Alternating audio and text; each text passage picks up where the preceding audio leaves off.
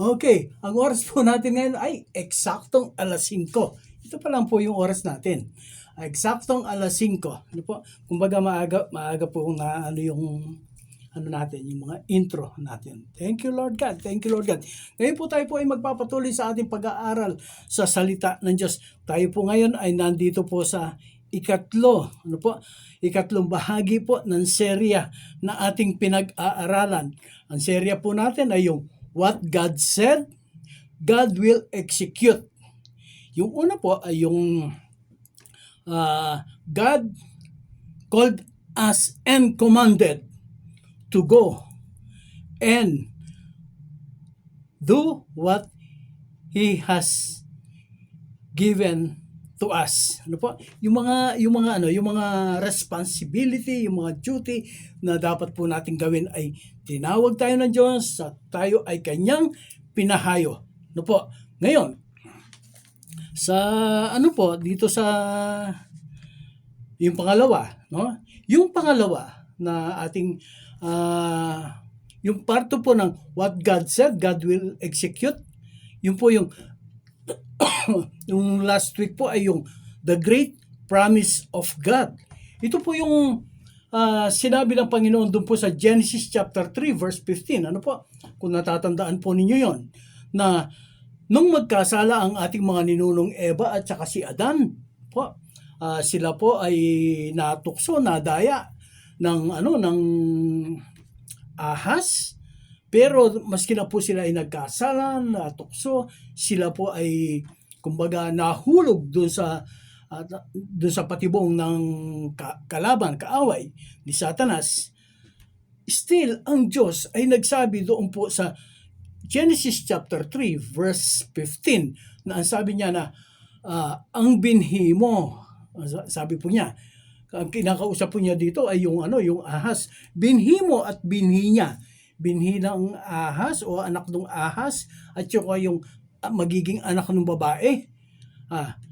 Ito ang dudurog sa iyong ulo. Ang sabi po ng Diyos doon sa Genesis chapter 13 verse 15. Tapos po ito pong pangakong ito ng Diyos, no po? The great first promise of God was seconded by Prophet Isaiah. Doon po sa Isaiah chapter 9 verse 6, sinasabi po doon, at manganganak ang isang birhen po ng isang lalaki at siya ay tatawaging Emmanuel, na ang ibig sabihin ay ang Diyos ay kasama natin. Ano po? Yun po yung mga magmula po dun sa Genesis hanggang dito po kay Isaias, no po? Tapos po si Isaias, no po? Yung pong yung pong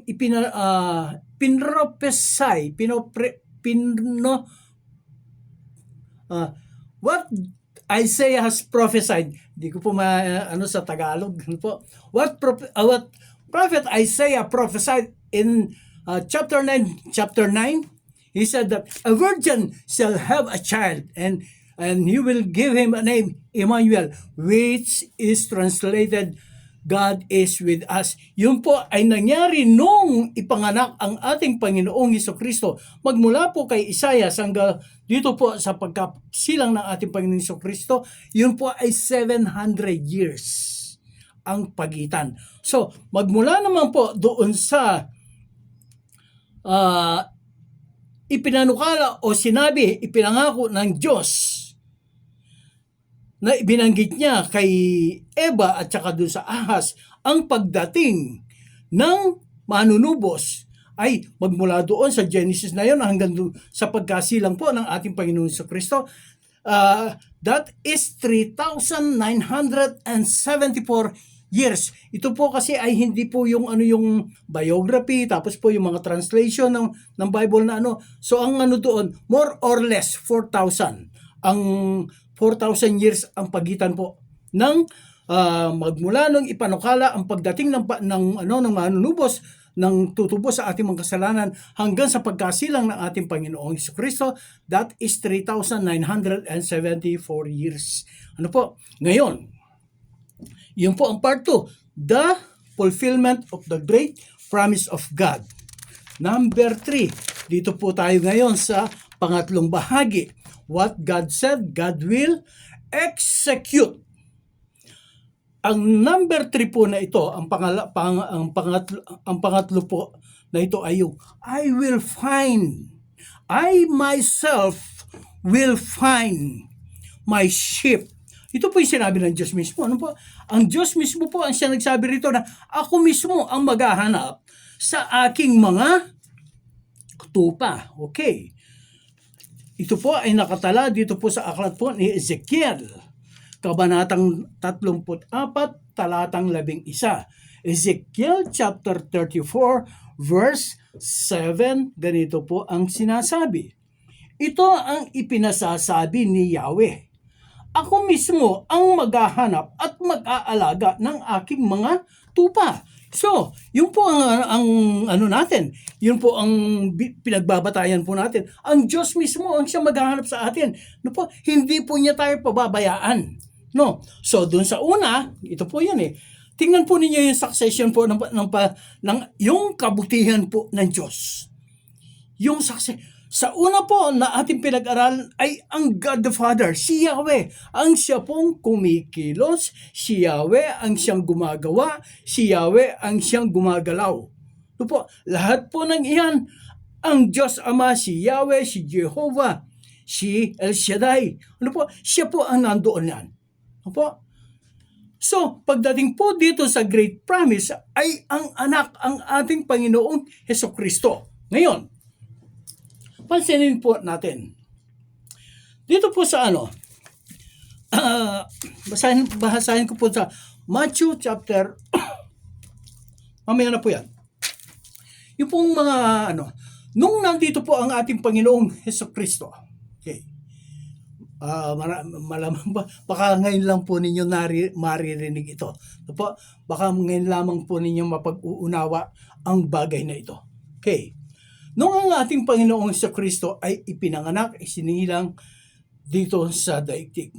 Doon po sa Bethlehem, doon po sa Jerusalem. Siya po ay ipinanganak at sa kanyang pagkasilang, mayroon pong mayroon pong mga pastol. Mayroon pong mga pastol na nagbabantay po ng kanilang mga alagang hayop. Mga tupa, mga asno, sila po ay nandoon sa bundok o nasa ilang. At sa kanilang pag-aalaga, pagbabantay po sa kanilang mga alagang hayop o na pinapastulan, ay nagpakita po sa kanila. Nagpakita po sa kanila ang anghel ng Diyos. Ito po ay nakasulat dito po sa aklat po ng ni San Lucas kabanatang 2. Ito po, napakita po ang mga anghel doon po sa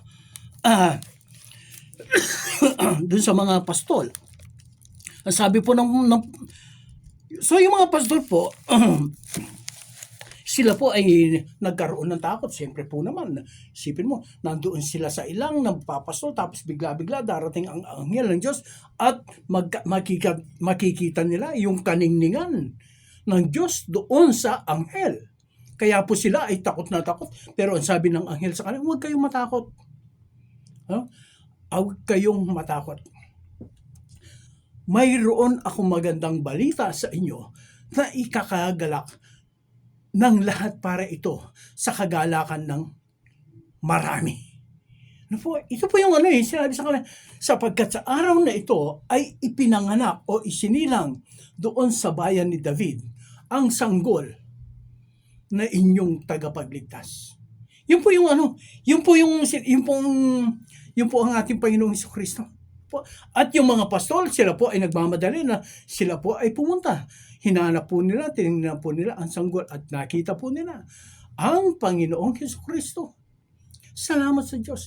Sila po ay nagpuri, sila po ay nagpasalamat. Ngayon, Lumipas ang mga taon, lumipas ang mga araw, mga linggo, buwan at taon. At dumating po yung panahon na ang ating Panginoon Jesucristo.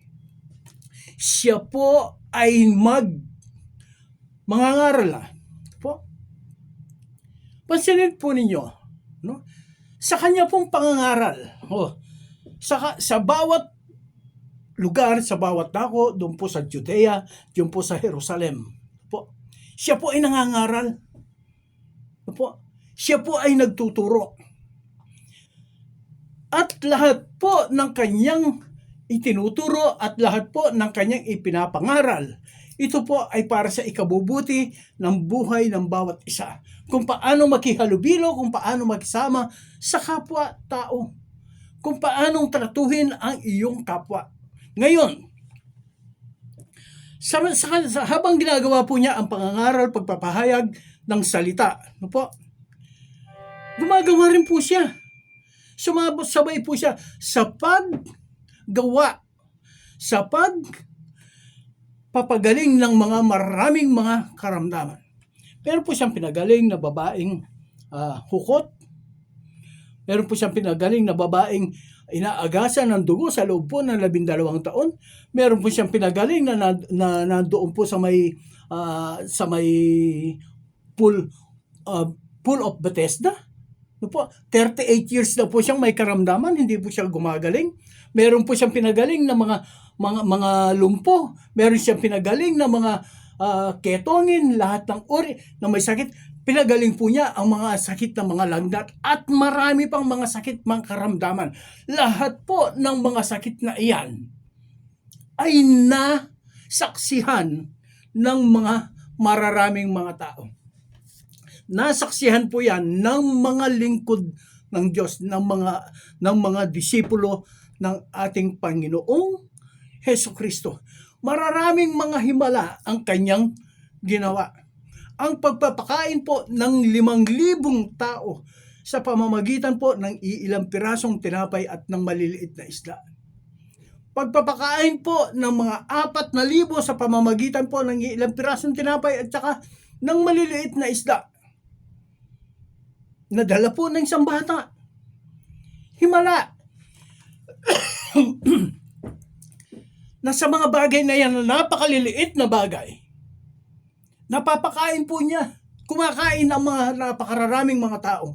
At hindi lamang po sila nabubusog, kundi busog na busog at mayroon pang lumalabis. Pinapaipon po ng ating Panginoon ang mga lumalabis doon sa mga natitirang pagkain. Can you imagine that? Ilang pirasong dinapay ang dala-dala ng bata at saka yung mga isda na maliliit. Pero nung ipunin po yung mga yung po mga lumalabis, yung po mga sumusobra, hindi magkasya sa iilang kaing. Doon po sa Kapampangan, yung kaing po ay mga tiklis. Yung po mga tiklis doon, yung po mga kaing doon, hindi po kapareho ng mga kaing natin ngayon. Yung pong mga kaing noon, kasi malalaki po yan, na isinasakay po sa likod po ng baka, ng kabayo. Sinasakay po sa likod ng kamelyo, sinasakay po yan sa likod ng asno. Ganyan po kalalaki, hindi po yung sa atin po, hindi po kaing yan. Basket lang po yan. Ganun po kalalaki. Ang Panginoong Jesucristo, siya po ay nangaral. No po? Nangaral po siya. Ito po ang bahagi ng ating Panginoong Jesucristo. Ang siya ay mangaral, siya ay magpagaling, nakita ang mga himala. At nung dumating na yung araw at oras na siya po ay aalis na. Okay, bago po natin yung pagdating po ng pag-alis na po ng ating Panginoon Jesucristo, ilalagay po natin sa na. Kasi po yung title po ng ating pinag-aaralan ngayon ay What God Said, God Will Execute Part 3. Ano po? Yung ano po yan? Yung pong number 3 na yan ay yung 3-in-1, the collaboration. Ano po? Yun po yung nilagay kong title dito 3-in-1, the collaboration. I myself will find my sheep. Ang Panginoong Hesukristo, hinanap na po niya ang mga tupa niya. Pinangaralan na po niya, tinuruan na po niya. Gumamit po siya ng mga disipulo. Gumamit po siya ng mga tagapagturo. Ginabayan niya, kumbaga, tinraining niya po ang mga ito. Yung pong mga apostol, sila Pedro, sila Juan, sila Santiago, tinuruan po niya ang mga ito. Sa loob po ng mahigit 3 taon na pagtuturo ng ating Panginoong Hesukristo, nasaksihan po ng mararaming mga tao ang mga himala na ginawa ng ating Panginoong Hesukristo. Subalit, kung papasinin po ninyo ang ating Panginoong Hesukristo ay hindi po nagsabi, never po niya na sinabi sa kanyang pangangaral na pagsisihan ninyo ang inyong mga kasalanan. Ano po? Hindi, wala po ako makikita na gano'n. Ano po yan na ano? Kasi po, hindi po iyan trabaho ng ating Panginoong Hesukristo. Ang trabaho po ng ating Panginoong Hesukristo ay ipahayag ang salita ng Diyos. Ipahayag ang mga kalooban ng Diyos. Ang mga biyaya, pagpapala, pag-iingat, gabay, patnubay, proteksyon ng Diyos kung susunod sa kanyang mga salita, kung mananatili sa kanyang mga salita. Yun po ang ipinapangaral, yun po ang ginawa ng ating Panginoong Hesukristo. But, the peak of what Jesus Christ our Lord, yung po pinakatuktok ng kanyang trabaho, ng kanyang ministeryo dito po sa lupa ay ang tubusin tayo sa ating mga kasalanan. Bayaran niya ang ating mga kasalanan sa pamamagitan ng kanyang kamatayan doon sa krus, sa pamamagitan ng kanyang pagbububo ng kanyang dugo doon sa krus, sa bundok ng Kalbaryo. Yan po ang trabaho ng ating Panginoong Hesukristo. Jesus Christ came to save us. Jesus Christ came to seek the lost. Ano po? Hanapin ang mga nawawala, ang mga naliligaw. Ngayon, dito po sa pangatlo, tapos na po ang ating Panginoon Jesucristo sa kanyang ministeryo. Ang sabi po niya, dito sa nung siya po ay paalis na, dito po sa aklat po ni San Juan, John chapter 16. John chapter 16. Ganito po ang sinabi ng ating Panginoong Jesucristo nang siya po ay bago umalis. Yung po siya po ay papaalis na, babalik na po siya sa langit. Pupunta na po siya doon sa luklukan na ipinagkatiwala ng Ama sa kanya. Ito po, basahin ko na po. Dito po sa pasimula po dito sa verse 4, John chapter 16 verse 4, kung ano po ang sinabi ng Panginoong Jesucristo sa kanyang mga alagad at sa mga tao. Ito po ang sinasabi niya, ito'y sinasabi ko sa inyo upang pagdating ng oras na gawin nila, maalala ninyong pinagpauna ko na ito sa inyo. Ano po yung sinasabi dito ng ating Panginoon Jesucristo? Na siya po ay uhulihin, siya po ay pahihirapan, siya po ay hahagpasin, siya po ay kukutyain at ipapako sa krus at siya po ay mamamatay. Ito po ang sinasabi doon sa John chapter 16 verse 4. Ito'y sinasabi ko sa inyo upang pagdating ng oras na gawin nila. Po, yung pagpapahirap, yung paghuli, pagpapahirap sa kanya at pagpako sa kanya doon sa krus. Maalala ninyong ipinagpauna ko na ito sa inyo. Kadugtong po, hindi ko muna sinabi sa inyo ang mga bagay na ito sapagkat kasama pa ninyo ako. Ano po? Hindi pa niya sinabi sapagkat kasama pa niya ang mga alagad at ang mga tao. Verse 5, ngunit ngayon paroroon na ako sa nagsugo sa akin. Babalik na siya sa Ama sa langit. Wala isa man sa inyong nagtatanong sa akin kung saan ako pupunta. Alam po ba ninyo kung saan pupunta ang ating Panginoon sa Kristo? Ako hindi ko alam. Pero alam ko, ang nakasulat dito sa Biblia, siya ay babalik sa Ama, doon sa langit, doon sa kanyang kinalalagyan, doon sa kanyang trono.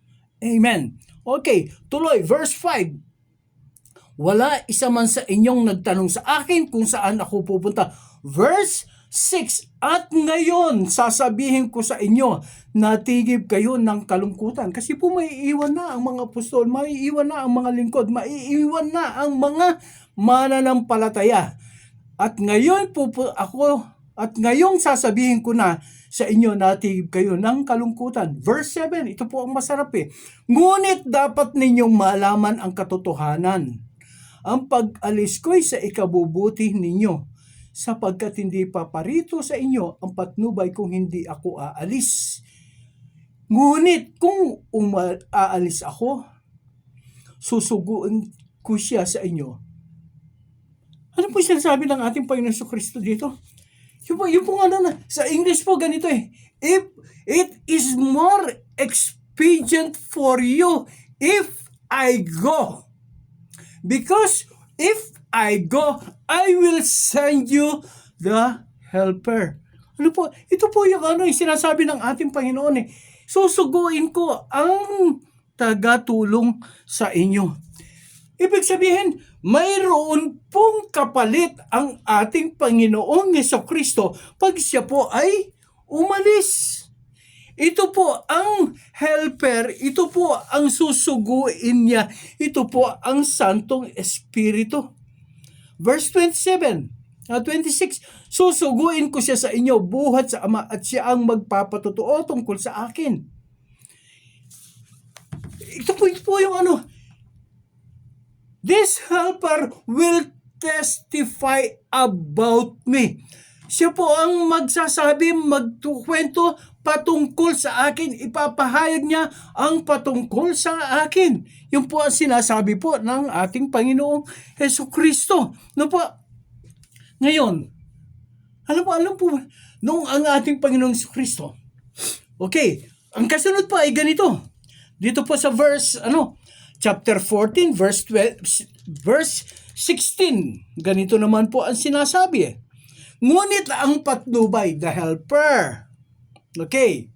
Ngunit ang patnubay, ang Espiritu Santo na susuguin ng Ama sa pangalan ko, ang siya magtuturo sa inyo ng lahat ng bagay at magpapaalala ng lahat ng sinabi ko sa inyo. Siya ang magtuturo sa inyo ng lahat ng bagay at magpapaalala ng lahat ng sinabi ko sa inyo. Ito po ang sinasabi ng ating Panginoong Hesukristo. Kasi po, yung mga sinasabi ng ating Panginoong Hesukristo, okay, yung pong nung kasama niya ang mga ito na tinuturuan niya mahigit na 3 taon, 3 years and a half, araw-araw tinuturuan po niya. Ang sabi po niya rito, hindi ninyo, sapagkat ang bagay na, nakakalimutan, kaya ipapaalala ng Santong Espiritu. Siya ang magpapaalala sa inyo. Siya ang magtuturo sa inyo ng lahat ng mga bagay. Alam po ninyo, yung pong mga bagay, sa dinami-dami po ng mga naituro ng ating Panginoong Jesucristo sa kanila. Kaya sabi po niya, siya ang magtuturo sa inyo. At ipapaalala niya ang lahat ng bagay na naituro ko na sa inyo sapagkat hindi po ang sabi nga po ng doon hindi nga po nila maintindihan yung sinasabi ng ating Panginoon. Si Nicodemus. Sabi ng Panginoong Jesucristo, kailangan ikaw ay may panganak na muli. Ang sabi po ni Nicodemus, si Nicodemus, ito ay isang siyang pare. Isa siyang, sabi, ibig mong sabihin na ako ay kailangan ipanganak na muli? Kailangan bang pumasok ang huli sa tiyan ng aking ina? At ako ay ipapanganak na muli? Hindi po ganoon. Hindi po maunawaan ng mga tao. Hindi po maunawaan ng mga alagad kung ano ang sinasabi ng ating Panginoong Heso Kristo. Verse 26, yung pong binasa natin kanina ay verse 16, chapter 14, verse 16. Dito po sa 26. Okay, dito po sa 14, ito po yung balik po natin doon sa verse 14. Okay, yung pong binasa natin kanina. Okay. Thank you, Lord God. Yung pong mga ginagawa ng ating Panginoon na ito. Meron po ba kayo nabasa sa Biblia na sinabi ng ating Panginoon sa Kristo, pagsisihan ninyo ang inyong mga kasalanan? Wala po, basta po ang ating Panginoong Yesu Kristo. Siya po ay nangaral, siya po ay nagturo, siya po ay gumawa ng mga himala. Ang nakikita po ng mga tao, yung kanilang himala. Pero, meron po ba kayong nabasa dito? Na kahit isa man sa mga libu-libong tao na ito na nakapanood, na nakakita sa mga ginagawang himala at kababalaghan ng ating Panginoon Kristo sa kanyang pagtuturo, meron bang nagsabi sa kanila na paano kami maliligtas? No one as told Jesus, how can we be saved? Wala pong nagsabi, wala pong nagtanong. Basta ang nakikita po nila ay yung mga milagro, mga himala, at pagpapagaling ng ating Panginoong Jesucristo. They are after doon sa mga bagay na nakikita. They are after doon sa mga bagay na kanilang nakakain. Yun po ang after nila. Pero about salvation, no, wala po. Why? Because they are not convicted. Nung panahon po ng ating Panginoong Jesucristo na hindi pa po, kasi po sa panahon ito ng ating Panginoong Kristo, hindi pa po pinapalabas, hindi pa po pinapalaya, hindi pa po isinusugo ang Santong Espiritu. No po? Kaya po, ang sabi po ng ating Panginoon, dito po sa chapter 16, sabi niya, it is more expedient for you that I live, so that the Helper will come to teach you and to bring in remembrance what I have done and what I have said and what I have taught. All of it. Yun po ang hindi po ng Panginoong Jesucristo yung mag-convict. Po? Yung ang kapangyarihan po ng Holy Spirit ay ganito. Kwento ko po yung nung pumamatay ang ating Panginoong Jesucristo, nung siya po ay nandoon sa nung nandoon po siya sa kulungan, doon sa libingan, dumating po yung mga babae upang pahiran ng pabango ang ating Panginoon Jesucristo. Ano po? To anoint Him. Ang mga babae nagtatanungan, sabi nila, sino kaya magtutulak sa bato? Napakalaki niya, hindi po natin kaya. Pero nung dumating po sila doon, sa libingan ng ating Panginoon Jesucristo, naiusog na yung bato. Ano po? Naiusog na ang bato. Pumasok po sila, wala ang Panginoong Jesucristo. Alam po ninyo, sino po ang may gawa doon sa pag-usog ng bato? Ang Panginoong Jesucristo ba? Hindi po. That is the work of the Holy Spirit. Ang ginawa ng Holy Spirit ay ilusog niya ang bato. Ano po? Hindi po para palabasin ang ating Panginoong Jesucristo, kundi upang makita ng mga tao na ang libingan ay walang laman, na ang ating Panginoong Jesucristo ay nabuhay na muli. That is the reason why the Holy Spirit pushed that big stone. Inopen niya, binuksan niya yung libingan. Hindi po para palabasin ang ating Panginoon Jesucristo, kung hindi para makita po ng mga tao na ang ating Panginoong Jesucristo, siya po ay wala doon, siya po ay nabuhay na mag-uli. Yun po ang dyan. Ano po? Isa pa po. Yun nga po sinasabi ko na 3 years and a half nangangaral, nagtuturo ang ating Panginoong Jesucristo, but no one was No one is convicted of sin. Wala pong nagsisi sa kanilang mga kasalanan. Bakit? Because they are after doon po sa mga milagro, doon po sa mga himala na nakikita at natatamo nila sa ginagawa po ng ating Panginoong Hesukristo. Pakainin sila na libre. Pagalingin sila sa kanilang mga karamdaman. Yung mga bulag nakakakita, yung mga pipi nakakapagsalita, mga pilay naglalakad, yung mga hukot na uunat dumidiretso ang kanilang mga katawan. Ano po? Can you imagine na?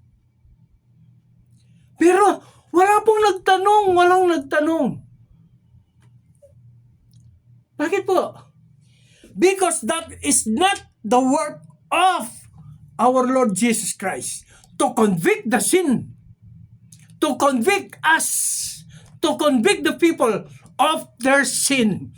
Ang trabaho ng ating Panginoong Hesukristo, kaya po siya nandito ay upang tubusin tayo sa ating mga kasalanan, upang bayaran niya ang ating mga kasalanan doon sa krus, sa bundok ng Kalbaryo, sa pamamagitan ng pagbubo ng kanyang mga dugo. Pero ang kaligtasan po natin ay wala. No one was convicted. Sapagkat wala pa po ang Holy Spirit nung nandito po ang ating Panginoon Jesucristo. Sabi nga po niya dito sa chapter 16, hindi, kailangan aalis ako para dumating ang Holy Spirit. Ang Holy Spirit po ay ipinagkaloob lang ng ating Panginoong Jesucristo dito po sa aklat po ni John. John chapter 20, verse 22. Nung sabihin niya, receive the Holy Ghost. Receive the Holy Ghost. Ang sabi po niya sa mga alagad, mahigit 3 taon nangangaral ang ating Panginoon, not even one was convicted of sin. Not even one was saved. Nagsabi na, paano po ako maliligtas? Paano po ako ang gagawin ko? No, pero nung ang mga lingkod niya, ang mga disipulo, ang mga apostol, si Juan, si Pedro, si Santiago, lahat po yung mga yan. Sila po ay nangaral specifically, itong pong si Pedro. Dito po sa chapter 2, ano po, ipinahayag niya ang mga ginawa ng ating Panginoong Jesucristo. Ipinahayag niya, sinabi niya, ikunwento niya kung ano ang mga ginawa ng ating Panginoong Jesucristo. Basahin nga po natin Acts chapter 2. Ano po? Thank you, Lord God. Alam po ninyo, pag ganito yung mga pinag-uusapan patungkol po sa ating Panginoong Jesucristo, talaga naman. Ano po? Ako po ay praise God. Okay, dito na lang po sa umpisa na po natin. Gawa, kabanatang 2, chapter 2, verse 39 na po natin. Wag na po natin umpisa kasi napakahaba po nito eh. Verse 39. Acts chapter 2, verse 39 hanggang sa mga susunod po. Ganito po ang sinasabi. Sapagkat ang pangako ay para sa inyo at sa inyong mga anak. Sa lahat ng malayo, sa bawat tatawagin ng Panginoong Diyos. Verse 40. Marami pa siyang inilahad upang patunayan ang kanyang sinabi at nanawagan siyang sa kanila. Lumayo kayo sa masamang lahing ito upang kayo ay maligtas. Ito po ang sinabi ni Pedro. 41. Kaya't ang mga naniwala sa kanyang sinabi ay nagpabautismo ang nadagdag sa kanila ang may 3,000. Can you imagine that? Si Pedro nung siya po ay mangaral sapagkat nandiyan na ipinagkaloob na po ang Santong Espiritu sa kanila. Nandiyan na po sa kanila. The Holy Spirit is now in these people. The indwelling of the Holy Spirit nandoon na po sa kanila. Kaya po itong si Pedro nung siya po ay mangaral, 3,000 na agad ang nagsabi na kailangan ko ang Kristo na iyan. Pero nung ang ating Panginoong Jesucristo, hindi po nila tinanggap, hindi po nila kinilala ang ating Panginoong Jesucristo. Instead, ano po ang ginawa nila? Crucify Him. Crucify Him. Ipinapako po ang ating Panginoong Kristo. Hindi sila naniwala, hindi sila nanimpalataya, hindi nila tinanggap ang mga patotoo, mga salita ng ating Panginoong Kristo. Instead, they said, crucify Him. Ipinapako po ang ating Panginoong Kristo. Not even one was convicted of sin. Not even one was saved. Pero itong mga alagad, ang mga apostol, nung sila ay mangaral sapagkat ipinagkaloob na sa kanila ang Santong Espiritu. Si Pedro sa kanyang pangangaral, ang sabi po, 3,000 agad-agad ang tumanggap sa ating Panginoong Kristo. Thank you, Lord God. Alam po ninyo, yung po mga ganyang sabi nga po ng ating Panginoon Kristo, higit pa riyan ang magagawa ninyo. Ano po? Kasi po meron pong mga namamanga sa mga alagad po ng Panginoon. Namamanga sila sa kanyang mga ginagawa. Pero sabi ng Panginoon, higit pa riyan ang magagawa ninyo.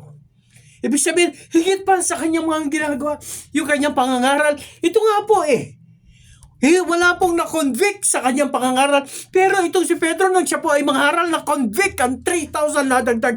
Doon po mga susunod na araw-araw ay nadadagdag ang mga mananampalataya. Ganun po ang ginawa ng ating Panginoon. That is the work of the Holy Spirit to convict us. To convict us. Pagsisihan po natin ang ating mga kasalanan. Tayo po ay makadama ng pagkonsensya. Maramdaman po natin ang presensya ng Diyos.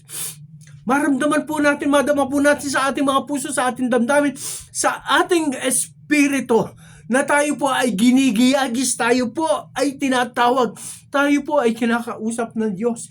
Pagsisihan mo ang iyong kasalanan, tanggapin mo ang Kristo. Ang Diyos ang Panginoon na iyong tagapagligtas. Ano po ninyo?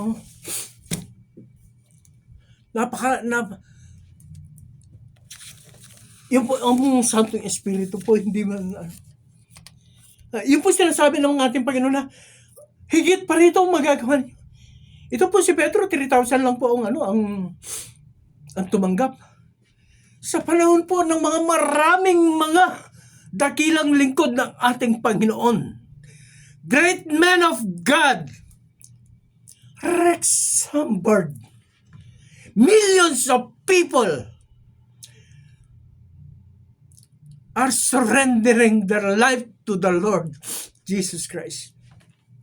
Pag nangaral po si Rex Humbard, libo-libo, milyon po ang mga nagsisisi, tumatanggap sa ating Panginoon bilang kanilang Diyos, tagapagligtas na kanilang buhay. They testify sa ating Panginoong Jesucristo. You are my Lord. You are my Savior. Yun po ang sinasabi ng mga tao. Greater than this that you will do. Nagagawa po. Okay. Ganito lang po na Hindi lamang po yung mga yan. Ito pong nangyayari na ito. Dito po sa technology na ito na YouTube, Facebook, Instagram, in short, social media. Ilang milyon po ang naliligtas. Ilang milyon po ang nababago ang buhay. Dahil po sa kanilang pakikinig, sa kanilang panunood, sa kanilang pagsubaybay, sa mga pangangaral ng salita ng Diyos. Greater than this you will do. Kasi po, nandiyan ang Holy Spirit. Yung pong Holy Spirit, siya po ang nagko-convict. Hindi po God is not interested in your preaching. God is not interested in my preaching. God is not interested in my teaching. God is interested in the works of the Holy Spirit. Yung pong i-convict niya ang mga taong nakikinig ng salita ng Diyos. Collaboration, 3-in-1 collaboration. Nung una po, ang ating Diyos, ipinangako niya ang pagdating ng ating manunubos. Doon po sa Genesis yun. Dito po sa Lucas, dumating po ang manunubos, ang ating Panginoong Jesucristo. Siya po ay pinanganak. Siya po ay nangaral. But no one was convicted of sin. Ang pangatlo po ay ang Holy Spirit. 3-in-1 collaboration. Sila po ay nagtulong-tulong in succession. Wala pong overlapping ng trabaho. Wala pong overlapping ng responsibilidad. Hindi po sila nag-aagawan. Kaya namang gawin ng God the Father. Na siya na mismo. Yung po sinasabi na, ako mismo, I myself will find for my sheep. Ang Diyos mismo yan. Siya na mismo ang nagsabi na, ipapadala ko, susuguin ko ang inyong manunubos. So nandun ang manunubos, ipinanganak ang manunubos, dumating ang manunubos. Siya pa rin yan, ang Diyos pa rin yan. Ipinangaral ang salita, ipinangaral ang ebanghelyo. Pagkatapos ng pangaral ang ebanghelyo, nandyan ang Holy Spirit, siya ang nagko-convict. Upang sa ganon, ang mga tao na makakarinig ng mga mensahe, makakarinig ng mga patotoo patungkol sa ating Panginoon Jesucristo, sila po ay makaunawa, mapagtanto nila na kailangan pagsisihan ng kanilang mga kasalanan at tanggapin ang Panginoon Jesucristo bilang Diyos, tagapagligtas ng kanilang buhay. Yung meron nga pong dito, sinasabi sa Biblia na mali sila sa kanilang pagkaunawa sa kasalanan. Yung po kasing iba, akala nila, marami akong kasalanan, gagawin ko ganito, magpapaaral ako. Pag-aaralin ko ang isang ito, ipapadala ko siya doon sa seminaryo. Magpapaaral ako ng maraming mga ganito. Magpapaaral sa kanila upang sila ay maglingkod sa Panginoon. Akala po nila yun ang mapapatawad sila sa ganoon, no? Maganda po ang mga bagay na yan. Pero po, sinasabi rin po sa Biblia, ang lahat ng iyong mabubunting gawa ay maduming basahan sa harapan ng Diyos. Bakit? Kung yung gawa mong iyan ay hindi yan bunga ng pag-ibig, pagmamahal mo sa Diyos, maduming basahan ng kaloob niyan. Paano magiging malinis siya? Paano magiging daan ng kaligtasan? Kung ikaw ay tumanggap sa ating Panginoong Jesucristo, tinanggap mo ang Santong Espiritu, at yung mga ginagawa mong kabutihan na yan, ito po ay bunga ng pag-ibig, pagmamahal mo, pagsunod mo sa Diyos. Hindi po yan ang daan. Yan po ay kumbaga, yun lang po ay bunga. That is the fruit ng pag-ibig mo, pagsunod mo, pagtupad mo sa mga salita ng Diyos. So, yung pong 3-in-1, the collaboration, nandyan po lahat yan. Doon po sa Genesis, basahin nga po natin Genesis chapter 1. Okay? Genesis chapter 1, yung pong collaboration, ibig sabihin magkakasama po yung God the Father, God the Son, and the Holy Spirit. Genesis chapter 1. Okay. Ito po. Thank you, Lord God. Chapter 1, verse 2. At pagkatapos po, lulundag tayo doon sa verse 6. Ganito po. Umpisan ko sa verse 1. Nang simulang likhain ng Diyos ang lupa at ang langit, ang lupa ay wala pang hugis o anyo. Dilim ang bumabalot sa kalaliman at umiihip ang malakas na hangin sa ibabaw ng tubig. Basahin po, dapat po yun sa English yun eh. Doon po sa English kasi, and the Spirit of the Lord is hovering on the water. In the beginning, God created the heaven and the earth is without form, and the Spirit of the Lord is hovering above the water. So, dalawa na kaagad yun. Ang Diyos Ama, kasi sinabi doon, in the beginning, God created the heaven and the earth. And the Spirit. So, dalawa na po sila ron. Basahin natin ngayon. Dito sa verse 26. Genesis chapter 1, Verse 26, ito po yung kaduktong nung sinasabi natin. Verse 26, ganito po ang sinasabi. Pagkatapos likhain ang lahat ng ito, sinabi ng Diyos, ngayon lalangin natin ang tao. Okay. Ngayon lalangin natin ang tao, ating gawin siyang kalarawan natin. Alam po niyo, yan, napakatalig yan eh. Lalangin natin, may kausap po siya. Ano po? Ang sabi po niya, lalangin natin ang tao. Ayon sa ating larawan. Okay.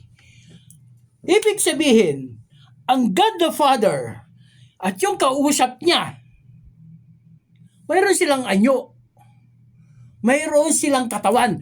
Pero yung Holy Spirit, hindi po iyan. Wala pong katawan iyan.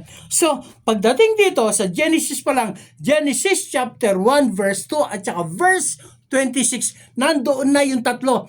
God the Father, God the Son, and the Holy Spirit. 3 in 1 in collaboration. Okay.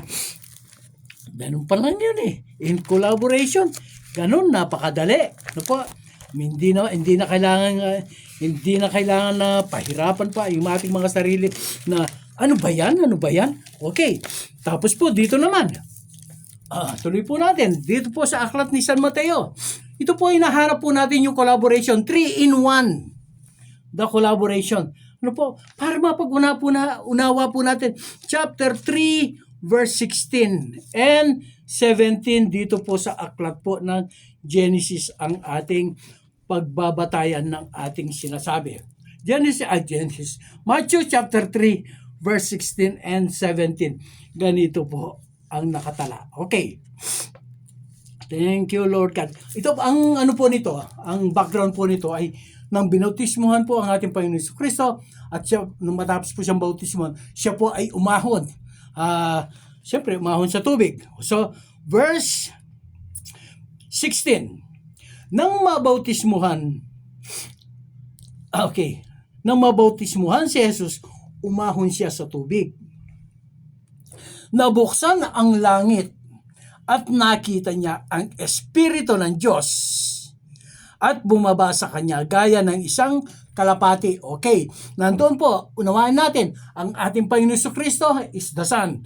At nakita po niya, nabuksan ang langit at bumaba ang isang kalapati. Ang Espiritu ng Diyos sa anyo ng isang kalapati. Okay. Tuloy. Bumaba sa kanya gaya ng isang kalapati. Verse 17, at isang tinig mula sa langit na nagsabi, ito ang minamahal kong anak, na lubos kong kinalulugdan. 3 in 1, the collaboration.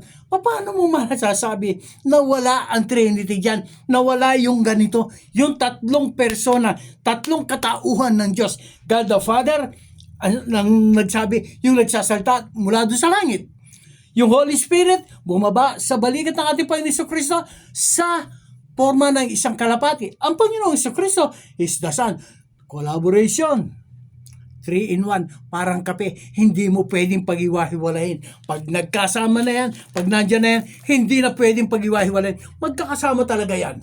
Sa ating Diyos, sa ating Panginoon, sa ating manunubos, sa ating manlilika, sa ating Diyos na mapagpala, nag-iingat, gumagabay, pumapatnubay, ang Diyos na ating tagapagligtas, ang ating manggagamot, ang dakilang walang pasimula at walang hanggan. Ang Diyos na hindi nagbabago. Siya noon, siya ngayon, at siya hanggang sa mga walang hanggan katapusan.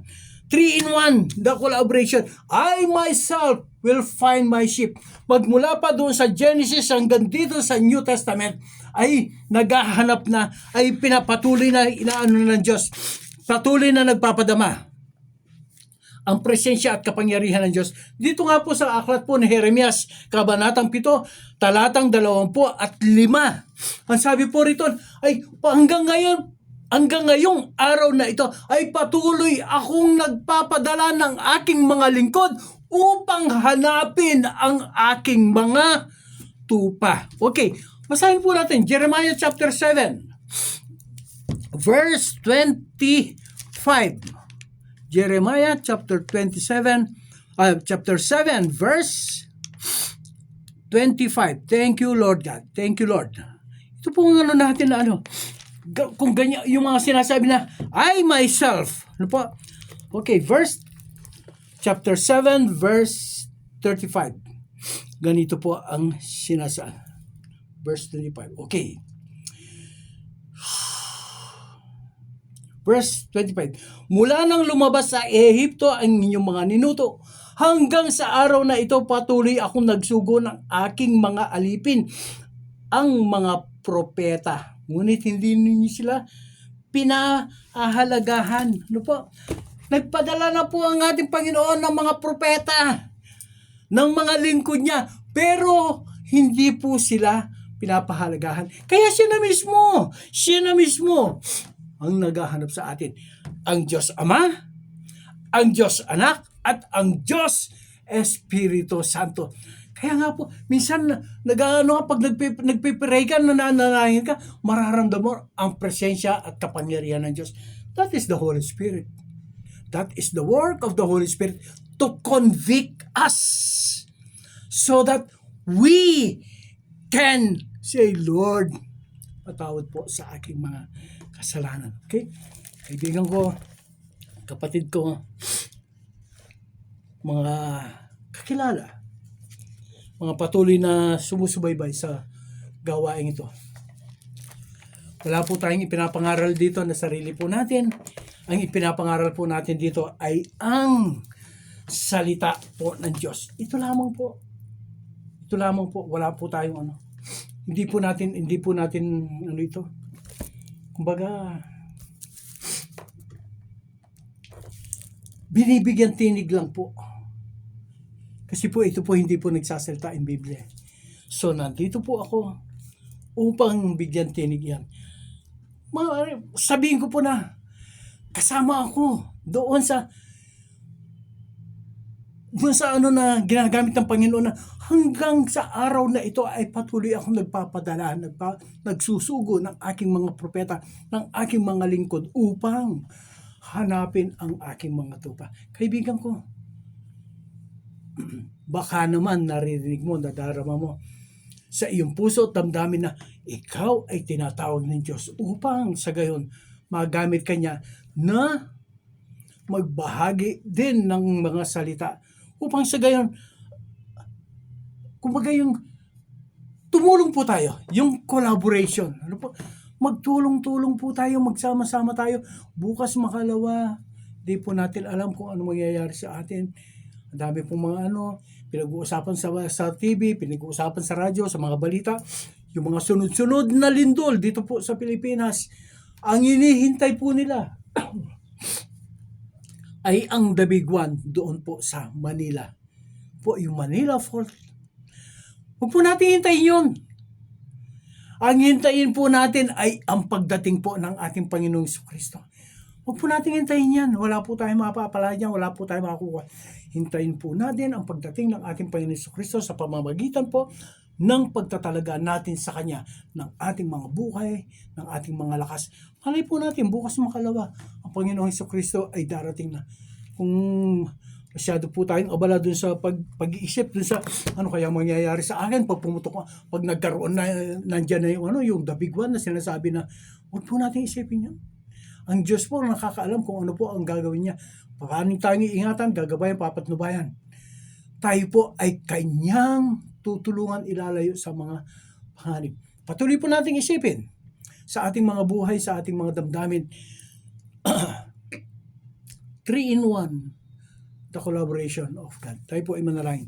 Thank you, Lord God. Thank you, Jesus. Panginoon, kami po, O Diyos, lumalapit, sumasambat, lumatakila sa iyo. Salamat po, O Diyos, sa mensahe na pinagkatiwala mo po sa amin sa araw na ito, O God. Lord, 3-in-1, the collaboration, God the Father, God the Son, and God the Holy Spirit, na magmula pa po doon sa aklat po ng Genesis, magmula pa po doon sa pagkalika, doon sa in the beginning, the creation of everything, O God, hanggang sa kasalukuyan, O God, Lord, patuloy ka po nagpapadala ng iyong mga lingkod, ng iyong mga propeta. Sabi mo nga po, O Diyos, sa iyong mga salita na ikaw mismo ang maghahanap sa iyong mga tupa. Salamat po, O Diyos. Panginoon, tinataas po sa dakilang pangalan ang kapatid po namin na patuloy na nanonood, sumusubaybay, nakikinig sa mensahe, sa mga sa mga programang ito. Ganito, O God, Lord, pagpalain mo po sila. Sila po na mayroong karamdaman, Lord God, I speak blessing. I speak complete healing, O God. Yes, Father God. Ama, tinataas ko po sa dakilang pangalan, si Pastora Ricky Chan, si Pastora Joyce, complete healing, kay Bishop Jessica Candelaria, kay Mami Penny, O God, Lord, malakas, malusog na pangatawan, ay pagkatiwala mo po sa kanila. Mga kapatid po namin, mga kapasturan po, doon po sa CMI, O God, Lord, pagpalain mo po ang mga anak mo ito, O God. Gabayan po sila, patnubayan po sila. Ganon din po, O Diyos, tinataas ko po sa dakilang pangalan, O God, na kung sino mo po na sa mga nakikinig, sa mga susubaybay dito na mayroong mga karamdaman, O God, Lord, tinataas ko po siya sa iyo. Pagpalain mo sila, gabayan po sila, patnubayan mo sila, kagalingan po sa kanilang mga karamdaman. Sa mga problema at suliran, O God, Ama, ikaw po ang katugunan. Bigyan mo po, O Diyos, ng kagaanan ang mga kabigatan na nasa kanila mo. Ama, ingatan mo po ang bawat sa aming pansamantalang pag-iwahiwalay, O God. Purihin ka, sambahin ka, dakilain ka sa pangalan po ng bugtong na anak na si Kristo Jesus, sa presensya at kapangyarihan ng Santong Espiritu. Amen at amen. Thank you, Lord God. Okay. Mabilis ng oras. 5:57. 3 minutes na lang po. Okay. Reminder lang po. Meron po tayong mga gawain dito sa dito po sa Tarlac. Unang-una po dito po sa may Herona. Diba? Sa CEMI Herona. Sa Lapungan, Bagong Bayan, sa pangunguna po yan ni Pastor Jeff Benson. Po, makipanambahan po kayo sa kanila, samahan po niyo sila. Meron po sila mga gawain na kung saan yung mga katatayan, gawain po ng mga tatay, at saka yung mga kananayan, gawain po ng mga nanay. Po, marami po mga gawain na para po na yung po mga gawain na akma po sa inyo. Tapos po, meron din pong gawain dito sa San Manuel. Ito po ay sa District 4, San Manuel. Sa may Cantarilla, District 4, San Manuel. Sa pangunguna naman po yan ni Pastor August Ronquillo. No po? Pero po sila mga gawain po dito po sa mga barangay na kanilang nasasakupan. Barangay San Pascual, San Manuel, San Jose, Villa Bacolor, Kapanikyan, at Baling Kanaway. Okay. Tapos po, meron din po tayong gawain sa malayo-layo. CEMI, Akosilian, Kagumitan, Tuaw. Ang layo po yan. CEMI, Akosilian, Kagumitan, Tuaw, sa Cagayan Valley po yan, sa panguna po yan ni Pastor Ariel Castillo. Okay, tinataas po sa dakilang pangalan, God, ang mga kapatid po namin, ang mga lingkod mo, sila Pastora Nel Kiambao, sila Pastor Dan Pamintuan, Pastor Melvin Basilio, Pastora Cecil Escoto, at saka si Pastor Rick Zapanta. O God, Lord, pagpalain mo po ang iyong mga anak na ito. Purihin ka, O Diyos, sa pangalan po ng bugtong na anak, minsan pa. In Jesus Christ's name we pray. Amen and amen. Thank you, Lord God. Thank you, Lord. Thank you, Lord. Okay. Salamat po. Nasagad yung oras natin, 6:00.